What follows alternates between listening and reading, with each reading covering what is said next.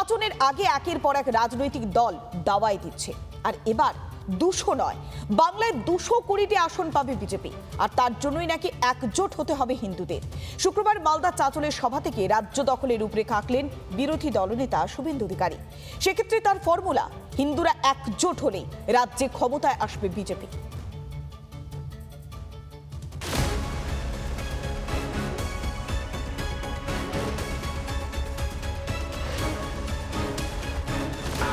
উত্তর মালদায় 85% হিন্দু পদ্মফুলে ভোট দিয়েছে। গোটা রাজ্যে উত্তর মালদাকে দেখে সনাতনীরা একটু এগিয়ে আসে না? 200 নয়, 220টা সিটে বিজেপি। কি ভাবছেন শুধু হাওয়ায় ভাসানো কথা? তেমনটা ভাবলে বড্ড ভুল ভাবছেন, কারণ নিছক হাওয়ায় ভাসিয়ে দেওয়া কথা বলছেন না শুভেন্দু অধিকারী। নিখুঁত অঙ্কের উপর দাঁড়িয়ে বঙ্গ বিজেপির জয়। বিরোধী দলনেতার দাবি, এজন্য হিন্দুদের একজোট হতে হবে। হিন্দুরা একজোট হলে পরিণাম কি হয় তার হাতে গরম উদাহরণও দিয়েছেন শুভেন্দু। একজোট হয়েছিল হিন্দুরা 2021-এ নন্দীগ্রামে, 65% এক হয়েছিল প্রথমবার। আমি 2000 ভোটে জিতেছি। 24-এ 72% হিন্দু এক হয়েছে। 3 মাস পরের ভোটে ওখানেও উত্তর বাংলার মতো 85% হিন্দু পদ্মফুলে ভোট দেবে। মালদার চাঁচলের ভরা সভামঞ্চ থেকে স্পষ্টভাবে বার্তা দিলেন রাজ্যের বিরোধী দলনেতা শুভেন্দু অধিকারী। সেখান থেকে তার স্পষ্ট বার্তা যে হিন্দু সনাতনীরা যদি এক হয় তাহলে 200টির জায়গায় 220টি আসন পেতে পারে বিজেপি।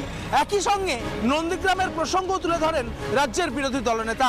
এই হিন্দু ঐক্যতার জন্যই 65% ভোট বিজেপি পেয়েছে বলে স্পষ্টভাবে দাবি করেছেন রাজ্যের বিরোধী দলনেতা।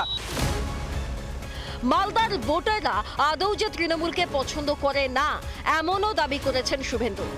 তবে স্রেফ দাবি না, শুক্রবার মালদায় চাঁচলের সভা থেকে পরিসংখ্যান তুলে ধরে বোঝালেন বিরোধী দলনেতা।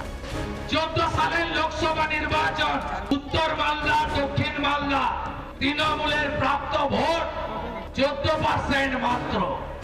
16 সালে বিধানসভার ভোটে এই জেলাতে তৃণমূল 0 পেয়েছিল।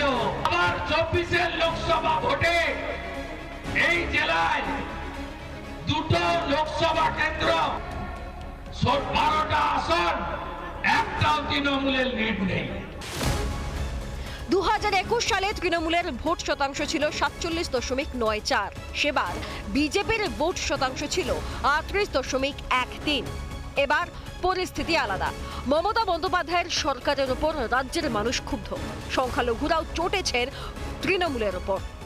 সকলে চায় পরিবর্তন। তৃণমূলের পায়ের তলার মাটি সরে গেছে, এদের পিছন থেকে মুসলিম ভোট ব্যাংক চলে গেছে এবং হিন্দু সনাতনী ভাইদের ভোট ব্যাংক চলে গেছে। এই সংখ্যালঘুকে আমাদের ভুল বুঝিয়ে অনেক করে আমাদের প্রতিশ্রুতি আর ভাওতাবাজি করে আমাদের শুধু ভোটটাই নাই, আমাদের আর কিছুই করে না।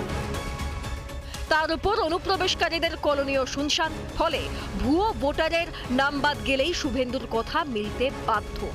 তৃণমূলে থাকাকালীন মালদার পর্যবেক্ষক ছিলেন শুভেন্দু। তালুর মতো চেনেন জেলাকে। বিরোধী দলনেতার রয়েছে জনপ্রিয়তা, আর সেটাকে সামনে রেখেই তৃণমূলের বিসর্জন দিতে চলেছেন শুভেন্দু। রিপাবলিক বাংলা। নানা ধরনের কন্টেন্ট দেখার জন্য লাইক করুন, শেয়ার করুন আমাদের ফেসবুক পেজ, সাবস্ক্রাইব করুন আমাদের ইউটিউব চ্যানেল। পাশাপাশি অন্যান্য ব্রেকিং নিউজের জন্য অবশ্যই চোখ রাখুন রিপাবলিক বাংলায়।